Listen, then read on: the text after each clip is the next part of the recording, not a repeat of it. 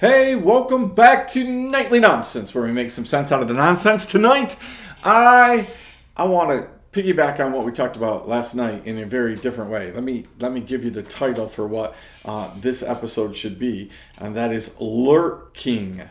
I think it's Lurking. It might be Lurkeing. It might be a whole bunch of other things, but let me talk to you about lurking. Do you know that the enemy loves to lurk? I don't know what the definition is. Maybe while we're doing this, my producer will find the definition of lurking and give that to me so I can actually tell you what that is. But since this is an impromptu nightly nonsense, I'm just frustrated with lurking, right? The enemy is always lurking. We talked about last night, can you decipher, can you tell what are the things of Jesus, what are the things that are not? Where is Jesus? Where is he not, right? Can you tell the difference between raspberry donuts and strawberry donuts? Do you have the gift of discernment? So lurking, which now I do know, right? It's the remaining hidden so as to wait in ambush. Oh, that could not be more perfect, right? Let me preach a sermon to you. I told our producer that, I needed 5 minutes, but let me give you the 25-minute version. She can just split this up in sections, right? Let me tell you about ambushing. The enemy, your enemy, he lurks. He's always around. He's always trying to figure out things. Let me give you some simple truths, right? Number one, the enemy, he does not know everything. I need you to pause and think about that, because we often, you've heard it said, we often put Satan on the same level as God. That is not a true statement, right? Satan is a created being. God created him, puts God naturally above him. God cast him down, right, from heaven at some point, right? So we know that Satan doesn't outrank God. He's not everywhere, right? He's not everywhere. He doesn't know everything, right? These are important. He's not all powerful. So he's not omniscient. He's not omnipotent, right? And he's not omnipresent. He can't be everywhere. So do you know what the enemy does? He lurks. I don't really have the voice for that, but he lurks. He sends his minions. Now, again, I just watched the Minion movie, one of the Minion movies, and they're just the cutest little puffy guys that are evil, right? That pretty much sums up the enemy.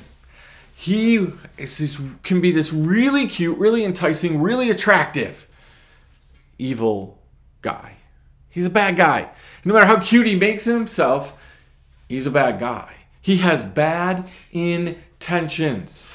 Bad intentions. Our Bible tells us he seeks to devour, destroy, right? He wants you to be not in heaven with God. And if you are in heaven with God, right? If you do have that, you may already made that commitment, you're a child of God. He wants you to be miserable while you're on this planet, and he really wants to shut you up.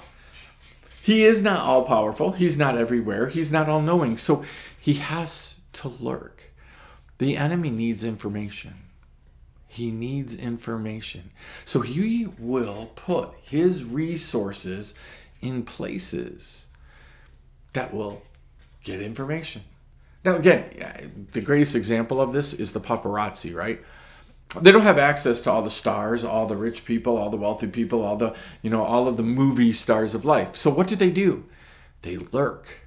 They're constantly everywhere. They're up in trees, right? They buy houses across from houses so that they can take pictures. They're constantly lurking around trying to get information. What's the purpose of that information? Oh, to expose the wealthy, to expose the famous, right? That's the whole purpose. So guess what?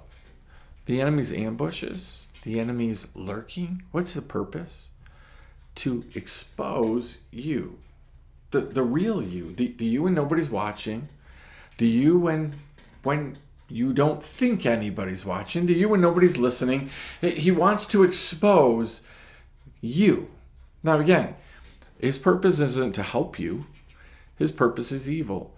So he wants to expose you in the worst possible moments, in the worst possible ways, right? Showing the worst possible intentions. The enemy wants to destroy you. It's for ambush. He wants to get you. So if this is a true statement, let me make some sense out of this, right? If the enemy is lurking around you, what does that mean for you? Well, number one, be careful what you say. Now, most of you who know me are looking at this going, no, Andy, you already failed that one. Yep. I am a passionate, methodical talker when I'm talking. Everything else is not methodical. But when I'm talking, I have questions and I have a place and I want to go somewhere and I want to get somewhere and I'm just trying to listen to the Holy Spirit and at the same time try to get somewhere, and sometimes those two things go poof. Sometimes God's like, you know what, it took one word to say that? Like you could have just said one word, right? Or one question. It's amazing. Ever been with somebody where they are asking you questions and you get 25 questions and then they get to one question and all of a sudden you're breaking down in tears? It just kind of just gets you, right? That's the Holy Spirit, right? He's trying to dig up things that you need to work on, right? That's not an ambush. And God's trying to get you somewhere. But for those of us who talk a lot, we are sitting ducks for the enemy, right? Even those closest to us can be attacked by the enemy through our words, right? Sometimes we just talk and talk and talk and we don't make sense. And sometimes we talk and talk and talk and the sense that we are making is nonsense to people. So we have to be really careful. The enemy is lurking. He wants to use your words. Do you know? He also wants to use your actions, right? He wants your words and actions to not match up so you can be called a hypocrite. That's what he loves about church because we do it all the time. We talk way above our pay grade. We talk about a love we cannot do. We talk about a love that we cannot experience. We talk about a love that just is not humanly possible. We talk about serving other people and making them first, and that's not possible all the time. We talk about treating people the way we want to be treated.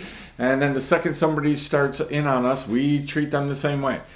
Right? We can't do it, and the enemy's waiting. He's waiting to point that out. Why? Because first he's going to point it out to ourselves. You're a failure. Then guess what else he's going to do? He's going to point it to everybody else and tell them you're a failure. In an ambush, just the right moment, he's going to point to everybody that you're a failure or you said something stupid.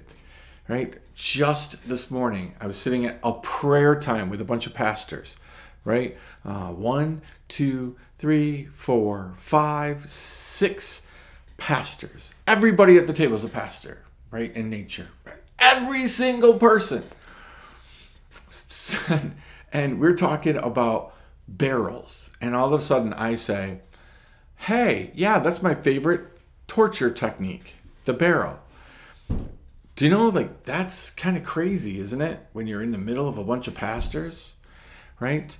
To talk about, your favorite torture technique. You immediately really want to take that back, don't you?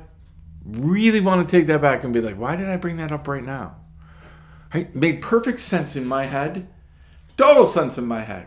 I love swords. I love medieval time period. We're sitting in a castle, right? You guys all know this. And I'm just going to bring up, hey, my favorite torture technique is the barrel. It's not a top 10 thing, right? So again, luckily these people love me, right? But in the wrong setting, that people would have been like alarmed. Don't have your kids near Andy. Don't have anybody near Andy. And if you make him mad, stay way away from him. And if he asks you if you want to see his wooden barrel, say no. Right? Like this is the whole idea, right? The enemy, he's going to use things. Do you know all those things that you're saying in private? All those things that you think you're saying in a moment? And when they're going to come out? When is the enemy collecting data? When is it going to come out? Right? Our enemy, he lurks. He's looking always for a way to accuse you and devour you. So here's the plan of attack. Here's my nightly nonsense. Chew on this moment. There should be a big music intro thing with that, chew on this. All right, here it is. What things have you given the enemy just today while he's lurking about? What are the things that you've said? What are the things you've done? What are the things that you've given the enemy? Chew on that. We're going to finish this up next week because it's not near 25 minutes, I'm pretty sure, because I know what 25 minutes seems like. We'll see you next time. Nightly Nonsense.